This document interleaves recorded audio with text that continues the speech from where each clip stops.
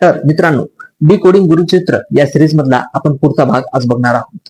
पुढच्या अध्यायात गोष्ट अशी आहे की रावणाने महादेवाचे आत्मलिंग लंकेला नेण्याचे प्रयत्न केल्याबद्दल. एकदा दशानन रावणाची आई मातीचे लिंग करून त्याची पूजा करत असते. ते बघून रावणाचा अहंकार जागृत होतो आणि मी दशानन रावण आहे, सर्व सृष्टी आणि सर्व देव यांना मी जिंकून घेतले, त्यामुळे या मातीच्या लिंगाची पूजा करण्याऐवजी मी भगवान शंकरालाच इथे घेऊन येतो, असा रावण म्हणाला. आणि तो महादेवाला आणण्यासाठी कैलास पर्वताकडे निघाला.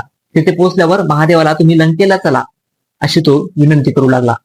भक्तांच्या हट्टापायी महादेवाने स्वतःचे आत्मलिंग त्याला दिले, पण ते आत्मलिंग लंकेला जाईपर्यंत कुठेही जमिनीवर ठेवू नये अशी त्याला सक्त ताकीद दिली. लिंग मिळाल्याने रावण अधिकच बलाढ्य झाला व तो देव आणि ऋषींना त्रास होईल अशी भीती त्यांना वाटू लागली.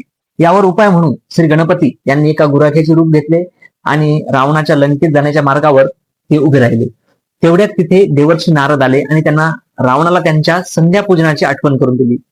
परंतु संध्यापूजन करण्यासाठी हे लिंग जमिनीवर किंवा खाली ठेवावं लागत होते. रावणाला तो छोटा गुराखी दिसला आणि त्या गुराखीला सांगितले की माझी पूजा होईपर्यंत तू हे लिंग पकडून ठेव. त्यावर तो गुराखी म्हणतो की मी छोटा बालक आहे, जोपर्यंत शक्य होईल तोपर्यंत मी हे लिंग उचलून ठेवू शकतो.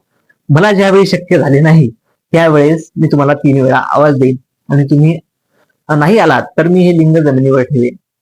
रावण लिंग त्यांच्याजवळ देऊन पूजेसाठी बसतो. तेवढ्यात गणपती त्यांना म्हणजेच तो गुराखी त्यांना 3 वेळा आवाज देतो.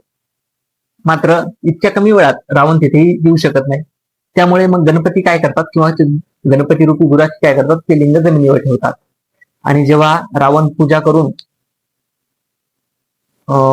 तिथे येतात लिंग घेण्यासाठी, तेव्हा ते त्यांना लिंग जमिनीवर ठेवल्याचं दिसतंय आणि तो त्या गुराख्याला ओरडतात.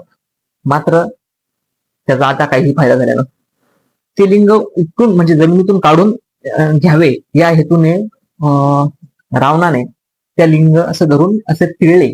त्यामुळे त्याचा आकार, त्या बळाने पिळल्यामुळे त्याचा आकार हा गोकर्णासारखा झालाय, म्हणजे गाईच्या कानासारखा झालाय.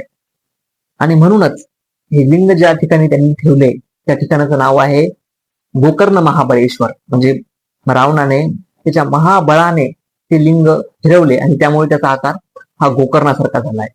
तर गोकर्ण महाबळेश्वराची कथा सांगणारा हा 6वा अध्याय आहे. त्यातून बोध घेण्याचा विषय असा आहे की देवाने, निसर्गाने आपल्याला जे काही सत्ता, ऐश्वर अथवा शक्ती दिली ती जर तुम्ही चुकीच्या कामी वापरत असाल तर ती काढूनही घेण्याचा अधिकार त्यांच्याकडे आहे. मिळालेली सत्ता, ऐश्वर, शक्ती याचा योग्य वापर व्हायला हवा, तरच ते चिरंतन टिकते. गुरुदेव श्री स्वामी समर्थ.